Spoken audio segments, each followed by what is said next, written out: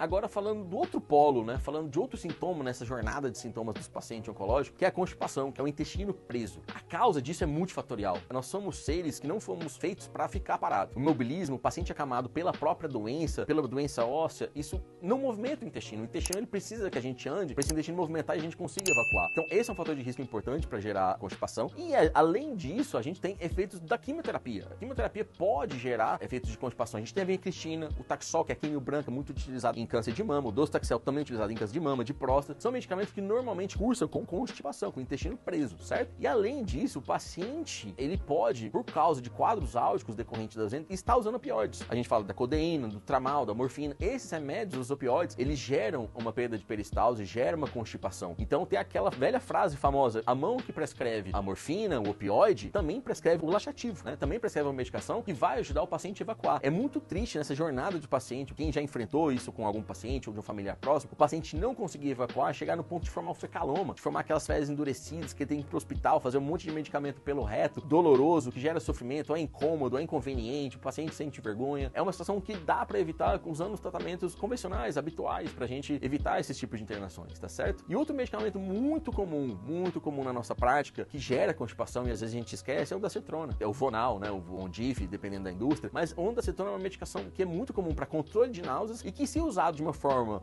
muito rotineira, usado de 8 em 8 horas, de uma forma sem pausas, ela pode gerar constipação. É um dos fatores, tá? Que a gente tem que lembrar. Distúrbios metabólicos. O paciente que já está doente, já tem distúrbios metabólicos, pode ajudar a ter a constipação. E é claro, o paciente que já está com uma obstrução intestinal pela própria doença, o tumor ali já está obstruindo, já não consegue permitir a passagem do bolo fecal, é óbvio que ele vai ter um intestino preso. Então são vários fatores que a gente tem que tentar evitar para que não forma, né, a constipação, tá certo? Tentar ajudar a jornada desse paciente, a gente está falando aqui de medidas comportamentais, como que a gente pode melhorar o intestino preso? Primeiro é aumentar a ingesta hídrica, né? Lembrar de tomar água, né? Avisar para o paciente para ele ter a garrafinha de água guardada ali próximo dele, quando ele for trabalhar, ter a água ali próximo, que a gente muitas vezes esquece, né? Então aumentar a ingesta hídrica para fazer um bolo fecal mais aquoso e facilitar a evacuação, certo? Movimentar, né? O paciente às vezes não tem condições, ele está muito debilitado, ele está enfraquecido, mas, se possível, fazer mesmo atividade física, isso melhora a constipação. E além disso, se o paciente está acamado, fisioterapias de reabilitação, fisioterapias pélvicas, fisioterapias de movimentos passivos para facilitar a peristalse e esse paciente conseguir, com massagens, com fisioterapia, ter uma evacuação digna e não ter o sofrimento do intestino preso. E óbvio, a dieta. A gente tem que fazer um cardápio específico para paciente que sofre com constipação. Abaixo eu vou colocar uma sugestão de alimentos que são relacionados, que ajudam a fazer, né?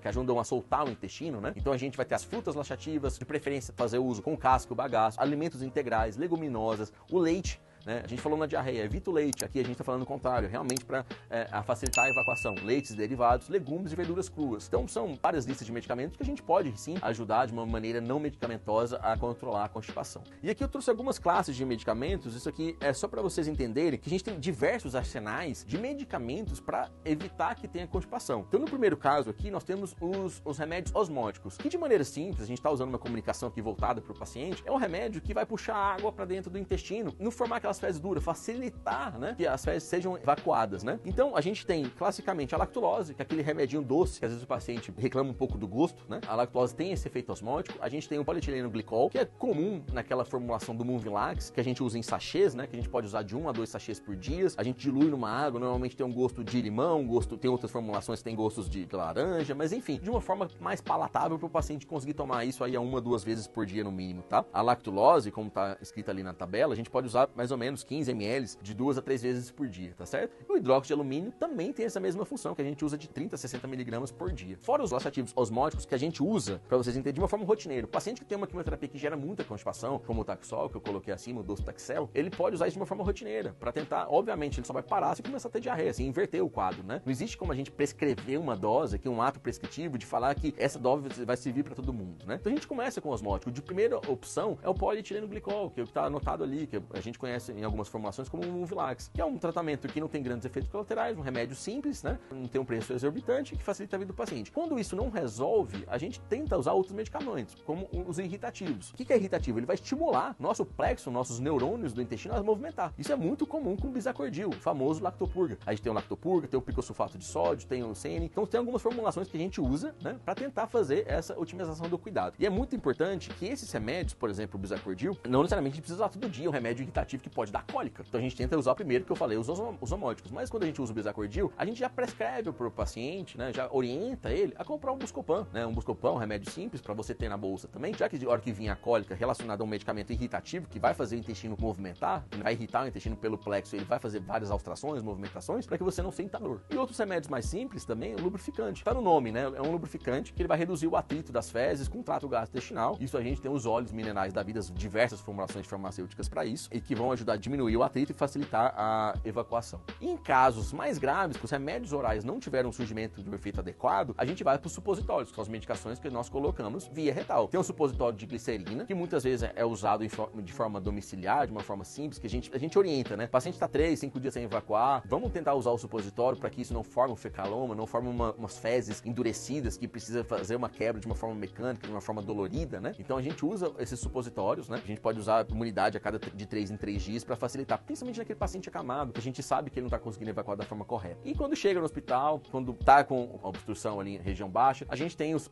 remédios para usar, que é a solução de glicerina e o fosfato de sódio monobásico, que são duas medicações que nós colocamos via retal para fazer, né, a quebra daquele bolo fecal digerido, aquele possível fecaloma, para fazer uma quebra e o paciente conseguir evacuar. Às vezes essas medicações não são suficientes, a gente tem que fazer uma quebra manual, usar o dedo mesmo com luva, a gente coloca anestésico ali e faz a quebra das fezes na ampola retal. E em alguns casos muito exacerbados, tem que ir para cirurgia, né? Tirar o bolo fecal que está impactado via cirúrgica. São casos raros e a gente tem muita coisa para se fazer antes disso, tá bom? Então, se é para deixar uma mensagem final aqui da constipação, voltando no slide inicial, é da gente ter o uso dos osmóticos de uma forma rotineira e sempre que estiver precisando, a gente usa o irritativo mais um supositório de glicerina. Eu acho que essa é uma mensagem que eu posso deixar para os pacientes e para os cuidadores dos pacientes.